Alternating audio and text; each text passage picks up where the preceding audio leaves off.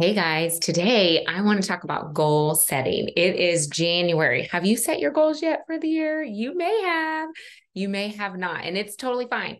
If you set some goals, comment. What are your goals for the year? What areas are you working on? Oftentimes they set either no goals and they say, I want to change X, Y, and Z this year, but they haven't set a goal. Well, usually nothing happens, or they overset goals.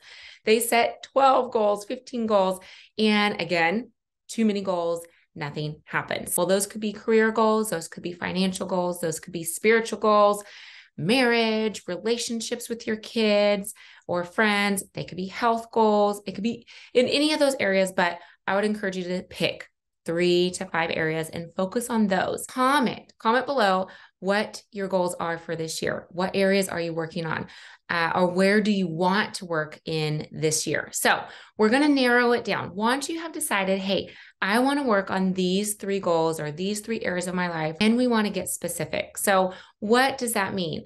The more specific you can get, the better. So let's say you want to grow in your business. Rather than saying, I want to really expand my career this year, you're going to say exactly what you want this year in your career. What is your ultimate goal? Maybe you want to have a health goal. Rather than saying, I want to lose weight this year, you're going to say, I want to lose this much weight this year, or I want to build this much muscle this year. Or maybe you want to pay off debt and you say that could be 1 credit card, or it could be all your credit cards, or it could be 3 credit cards.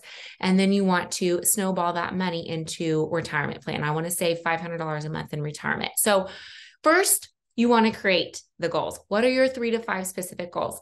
Second, you want to get specific. What exactly do you want to do in that goal this year? I read a book called The 12-Week Year by Brian Moran, and it was a game changer for me. The concept of it in a nutshell is taking a full-on 12-month goal, which that's what we usually set in January, is a 12-month goal. What do I want to be by December 31st? Well, that gives us 12 months to maybe start on it, maybe stop, maybe start again, maybe stop, maybe change the goal. It doesn't allow us to work the most effective. Basically, you're going to get 4 goals accomplished within 1 year. So it can maximize your year times 4. If there's a deadline, we tend to maybe dilly-dally around, and then towards the end of it, we work really hard because there's a deadline. So what if you did that 4 times in the year? So 12 weeks, then you restart, 12 weeks, you restart, and you do that 4 times. Well, the other cool thing is usually at the end of the deadline, there's a break. There's a relaxation. I'm going to reset, right? Do we tend to do that at the end of the year and in December? Yes, we do. So the cool thing is we have 13 weeks times 4. That equals our 52 weeks. 12-week goal, and then you get a reset. You get a week off. You get a 13th week off. Is individually 12 weeks rest, 12 weeks rest, 12 weeks rest, 12 weeks rest, and then you start over. You'll accomplish about 4 times as much if you do that and you create that mindset. Okay. So once you've set your goal or goals, you got real specific on it. Now you have a time frame, right? We have this 12-week goal. Now, what do we do? So oftentimes we say, I want to lose 50 pounds by this date. And then we just start working towards it and we're really gung-ho about it.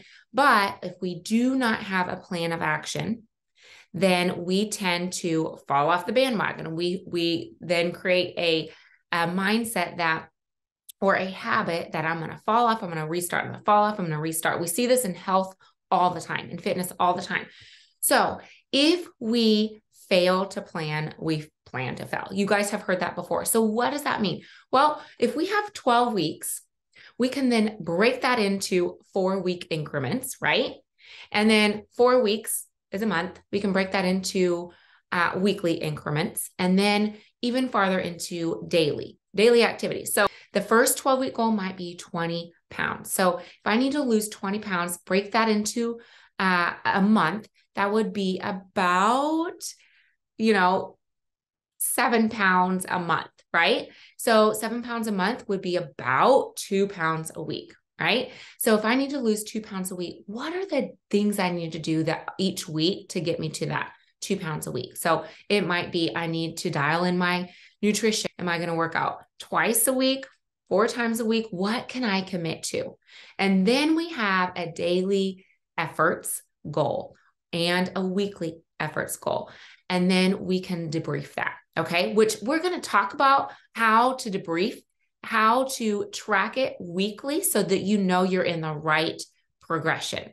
So we'll be talking about that soon. Last thing that I'm going to talk to you about is commitment level, because a lot of times we can decide, I want to do X, Y, and Z. I want to work on my marriage. I want to get to this level in my career. I want to get to this level with my financials. I want to save this much money, or I want to pay off this much debt. But then we either don't have a plan or we do have a plan, but where our commitment level is not to the level that we need it to be to follow through. Okay. So comment below, it describes you if you're a level 1 girl or a level 1 guy. If you tend to commit to something as long as it's fun, you're a level 1 person, meaning, man, I can do this all day long because this is a lot of fun. And you guys, the reality is it can be fun. It can be a lot of fun, but anything in life worthwhile and hard to get is not always going to be fun, right?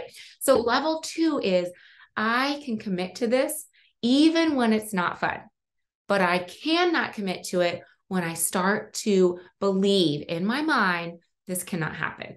So I start to go, I really can't lose those 2 pounds a week, or I really can't save $500 a month, or I really can't get to this level in my career, whatever that looks like for you. So if you're a level 2 person, comment below. I will do it even when it's hard. But once I start to shift my mind to, man, this is not going to happen, I give up. Okay. That might be you. That's where a lot of people live. So how can you shift into level 3? We're going to be talking about that. Level 3 is the man or the woman who says, I am going to do this even when it's hard. And I'm going to do this even my daily goals, my daily efforts, my weekly commitments. I'm going to commit to this even when it's hard and I don't know how it's going to get done. I cannot visualize how it's going to get done, but I'm going to keep doing the work because I broke this down. I broke this 12-week goal down into a monthly goal, down into a weekly goal, down into daily efforts. And if you're a level 3 person, they succeed in life, probably fail more than the people who don't succeed in life. But you know what they do? They keep going, get back up again, and they keep working. And so are you a level 1? Are you level 2? Or are you a level 3? If you tend to fall off the bandwagon, in whatever area, what goes through your brain? What happens to you when you give up on your goals? What are you thinking? What are some circumstances that come up?